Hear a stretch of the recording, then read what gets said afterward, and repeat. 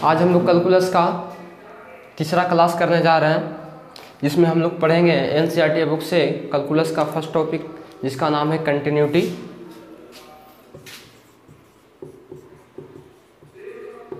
Continuity इसे हिंदी में कहा जाता है सातत्य,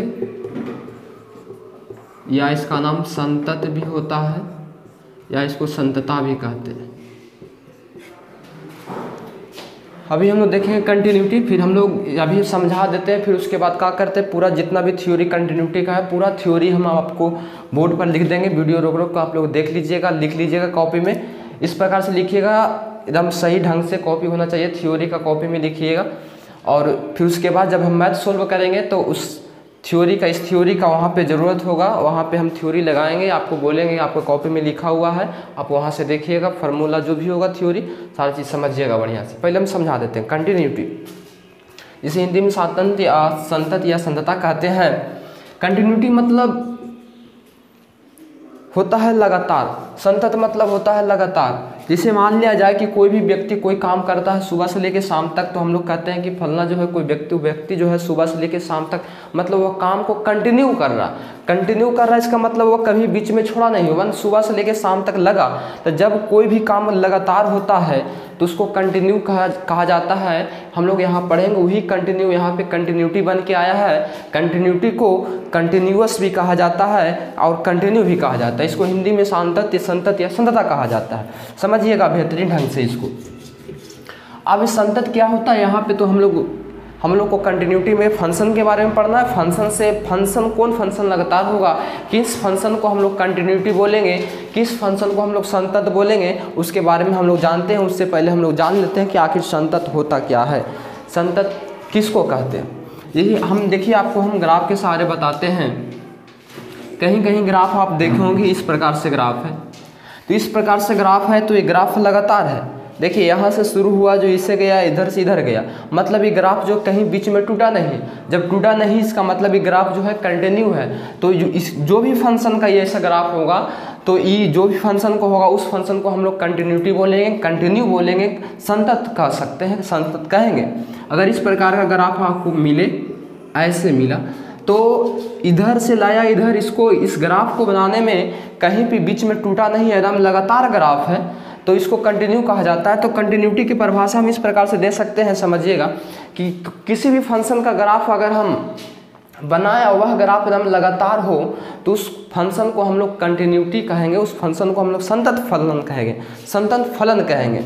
जिसे एक बात और बोल सकते हैं, इस प्रकार से परिभाषा इसको दे सकते हैं कि वैसा फलन जिसका ग्राफ बनाने के लिए पेन को उठाने का जरूरत न हो, वैसा फलन जिसको ग्राफ बनाते समय पेन न उठे, कलम न उठे, तो वैसे फलन को हम संतत फलन कहते हैं। जैसे मान लिया जाए कि कोई फंक्शन इस प्रकार से है कि दिया हुआ है, और मान लीजिए y बराबर x² दिया हो, इसका जब हम आलेख बनाएंगे, ग्राफ बनाएंगे, तो जब पेन यहाँ रखा तो एकदम यहाँ से यहाँ ऐसा ही खींच कर ही छोड़ा, मतलब इस ग्राफ को बनाने में हम अपना पेन को कहीं नहीं उठाया। तो जिस फलन के ग्राफ बनाने में पेन को उठाने की ज़रूरत न हो, तो वैसा फलन को संतत फलन कहा जाता है, वैसा फंक्शन को कंटिन्यूटी फंक्शन कहा जाता है।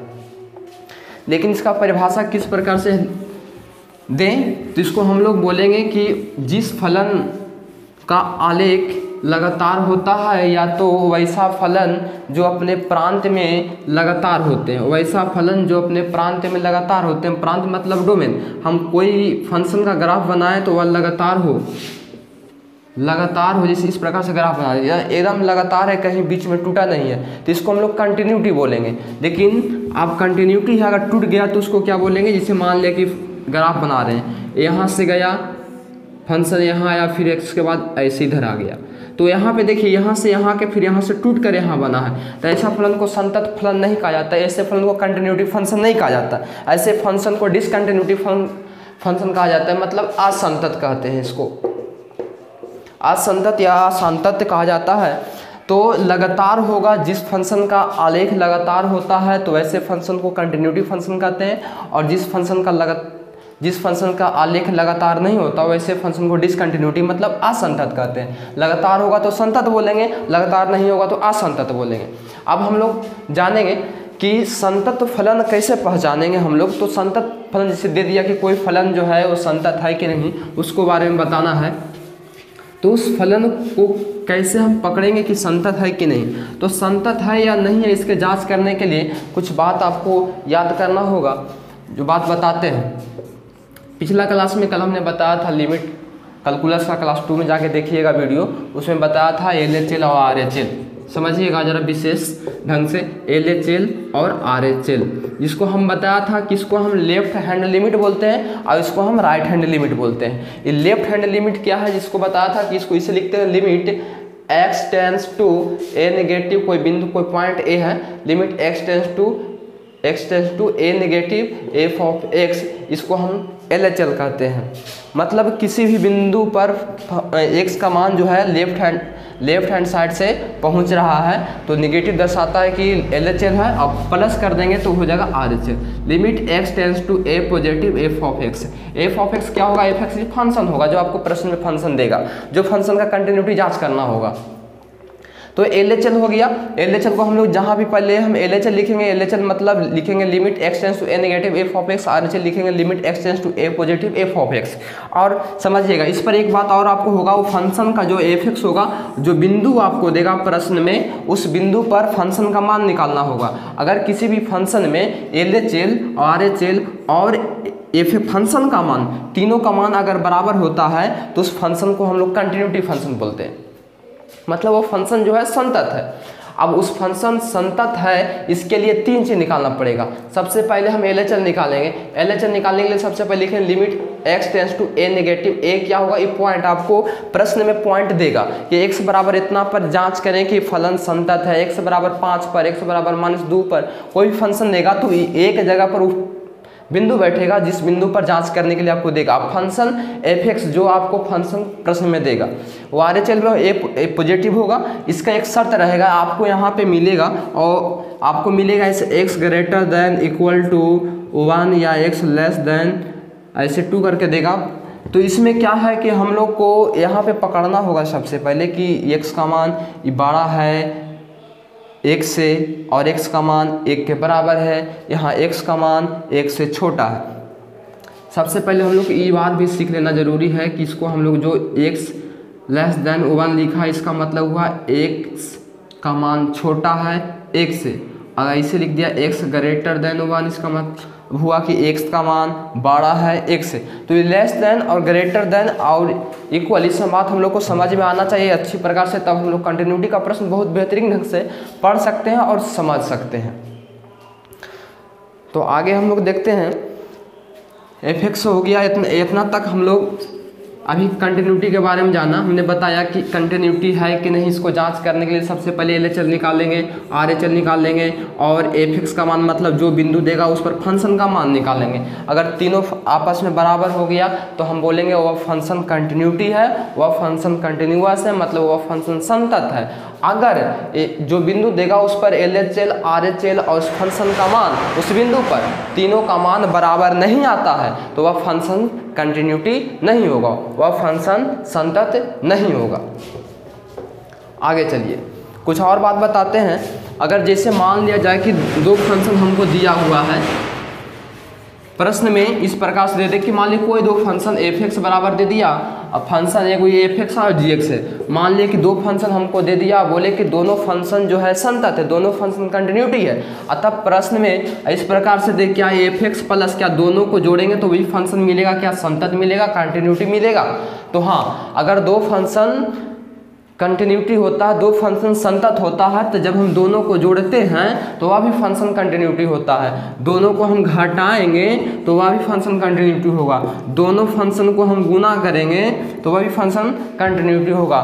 दोनों फंक्शन को हम भागा देंगे तो भी फंक्शन, तब भी दोनों फंक्शन क्या होगा, कंटिन्यूटी होगा। तो यदि प्रश्न में हमको 2 फंक्शन दिया हुआ हो और दोनों फंक्शन कंटिन्यूटी हो तो दोनों का जोगफल, अंतर, गुना और भागफल सारा कंटिन्यूटी होता है। इतना बात। और आगे हम लोग चलते हैं। इतना हम सारा बात फिर थ्योरी के रूप में बोर्ड पर लिख देंगे, आप लोग रोक रोक के वीडियो उतार लीजिएगा, थ्योरी के कॉपी झकास बनाइएगा, ऐसा लगे कि हम लोग क्लास में ही कहीं पढ़े हैं। समझ रहे हैं? एकदम सही ढंग से लिखिएगा और लिखकर बहुत बढ़िया से समझिएगा। इसको नहीं समझ में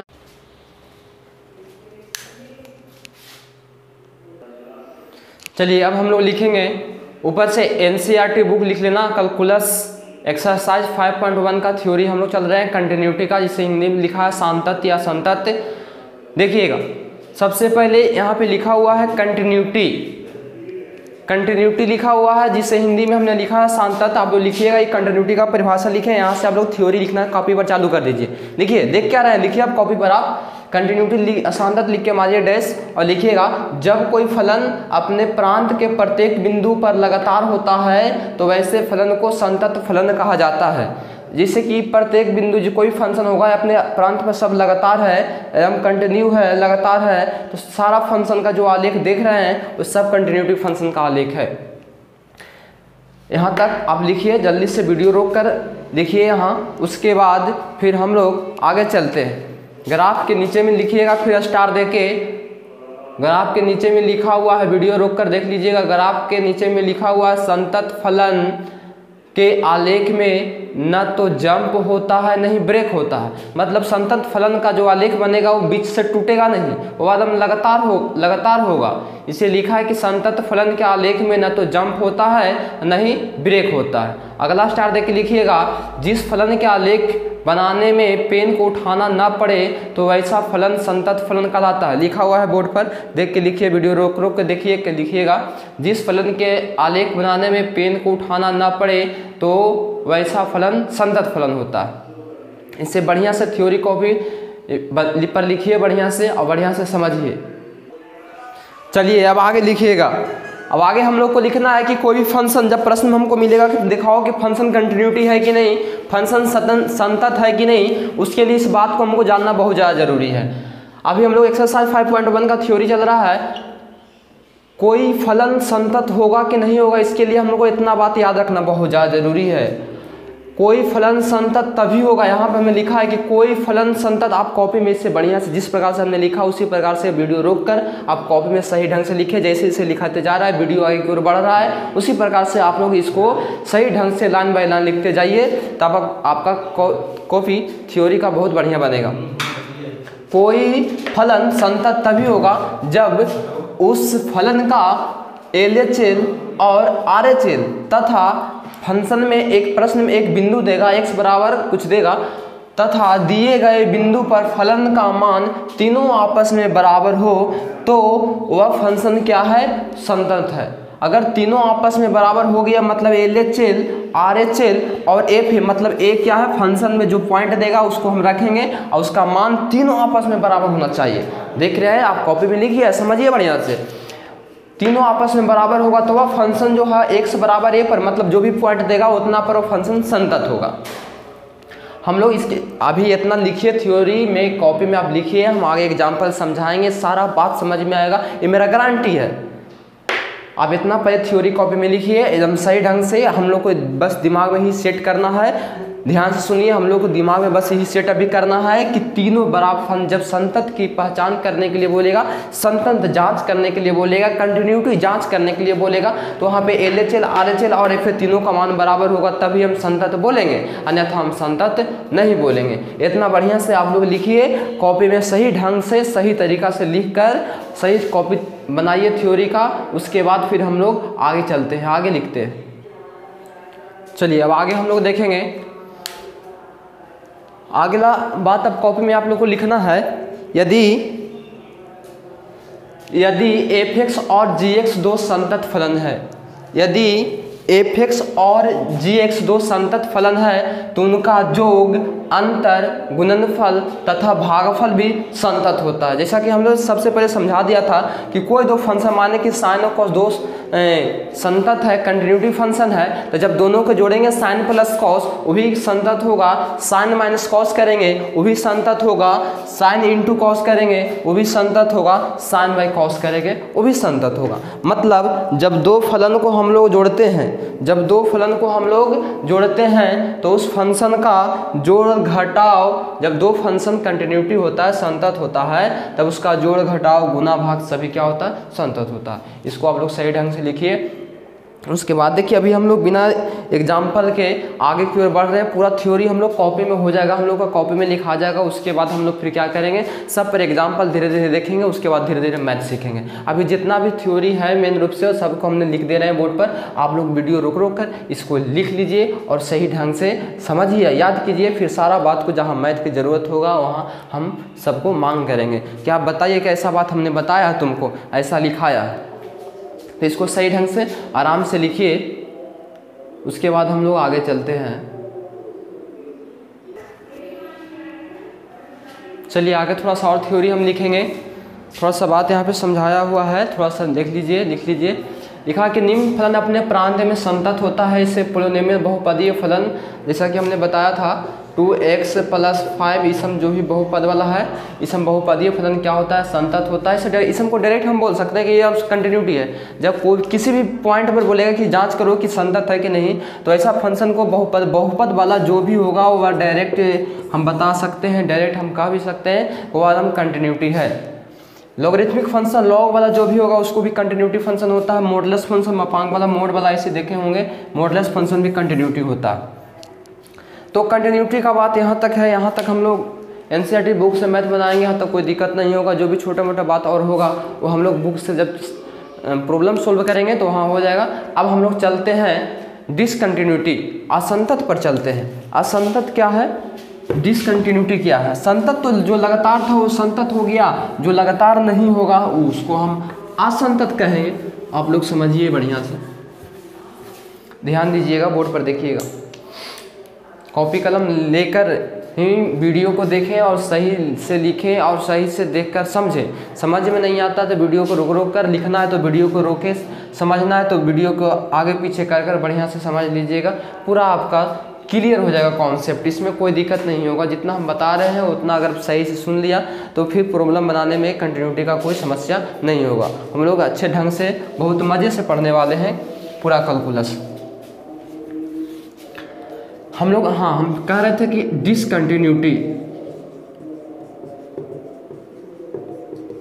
ये असंतत या असंतता या असंतांत क्या है। तो डिसकंटिन्यूटी क्या होता है जरा समझिएगा। डिसकंटिन्यूटी ही है कि इसमें क्या होगा, ब्रेक होगा। अगर हम किसी भी फंक्शन का आलेख बनाए, वो यहाँ से यहाँ है, यहाँ से यहाँ तक, फिर टूट कर इधर आया, या तो किसी फंक्शन का आलेख इस प्रकार से बने कि यहाँ ऐसे बने, ऐसे बने, इस प्रकार से बने, तो इस प्रकार से जो भी फंक्शन का आलेख सब देखो टूटा हुआ है। टूटा हुआ है मतलब डिस्कनेक्ट हो गया, मतलब लगातार नहीं हुआ, वो कंटिन्यू नहीं हुआ। तो ऐसा फंक्शन को हम लोग डिसकंटिन्यूअस फंक्शन कहा जाता है। मतलब जिस फंक्शन का आलेख लगातार नहीं होता है तो वैसे फंक्शन को डिसकंटिन्यूटी फंक्शन कहा जाता है, मतलब असंतत फंक्शन कहते हैं। इसमें क्या होता है, इस फंक्शन का आलेख जंप करता है, ब्रेक होता है। जैसा कि हमने बताया कि कंटिन्यूटी फंक्शन का जो आलेख है, ग्राफ है, वह जंप नहीं करता, मतलब टूटता नहीं है, लगातार होता है। लेकिन डिसकंटिन्यूटी का क्या होगा, डिसकंटिन्यूटी का जंप करेगा, ब्रेक होगा, टूटेगा। जंप किया यहाँ से यहाँ, यहाँ से यहाँ, ब्रेक हुआ, देखिए टूटा, यहाँ से यहाँ चले, टूट गया। तो ऐसा फंक्शन जिस फंक्शन का आलेख, वैसा फंक्शन जिस फंक्शन का आलेख, जिस फंक्शन का ग्राफ टूटा हुआ हो, लगातार नहीं हो, जंप हो, उस फंक्शन के आलेख में ब्रेक हो, तो वैसे फंक्शन को डिसकंटिन्यूटी फंक्शन कहा जाता है, वैसे फलन को असंतत फलन कहा जाता है। तो अब हम लोग इसको थोड़ा सा थ्योरी जानेंगे। अब अगर असंतत पता करना है तब कैसे होगा, जिस प्रकार से हम लोग अभी लिखा, अभी पढ़ा कि LHL बराबर RHL बराबर F है। अगर तीनों का मान बराबर होता है, LHL, RHL और F है, अगर तीनों का मान बराबर होता है तो वही कंटिन्यूटी हो गया। लेकिन अगर यही तीनों में से कोई का मान एक बराबर नहीं हो, मतलब तीनों आपस में बराबर नहीं हो, तो ऐसा फंक्शन डिसकंटिन्यूटी होता है। जैसे हम LHL निकाला, RHL निकाला और F निकाला, ये सब कैसे निकालेंगे जब हम एग्जाम्पल समझाएंगे तब वहाँ पर हम लोग देख लेंगे बहुत अच्छे तरीक़ा से। अभी हम ये समझ रहे हैं कि अगर LHL निकाला, RHL निकाला और F निकाला, अगर तीनों का मान बराबर नहीं आया तो ऐसा फंक्शन को हम लोग डिसकंटिन्यूटी फंक्शन बोलेंगे। लेकिन तीनों का मान बराबर आ जाएगा तो उसको हम कंटिन्यूटी फंक्शन बोलेंगे। तो अब हम लोग थोड़ा सा इसको परिभाषा डिसकंटिन्यूटी का जानेंगे, लिखेंगे और हम बोर्ड पर लिख देते हैं। आप लोग उसको उतार लीजिएगा वीडियो रोक कर और देख लीजिएगा। चलिए अब हम लोग लिखेंगे डिसकंटिन्यूटी का परिभाषा। बहुत शॉर्ट परिभाषा लिखा है। डिसकंटिन्यूटी मतलब असंतत, असंतत मतलब जो लगातार नहीं हो। जिसे लिखा है कि जिस फलन के आलेख में जंप होता है मतलब उछल कूद करता है, उसका आलेख या तो ब्रेक मतलब टूटा हुआ होता है तो वह फलन असंतत कहलाता है। जैसे इस फंक्शन का आलेख देखिए, यहाँ पे किसी फंक्शन का आलेख है जो ऊपर से नीचे से टूटा हुआ है, मतलब डिसकंटिन्यूटी है, असंतत नहीं है। यहाँ जंप कर रहा है आलेख, इसलिए यह डिसकंटिन्यूटी है। दोनों एग्जाम्पल डिसकंटिन्यूटी का है। अब डिसकंटिन्यूटी का परिभाषा लिखिए और दोनों एग्जाम्पल लिखिए।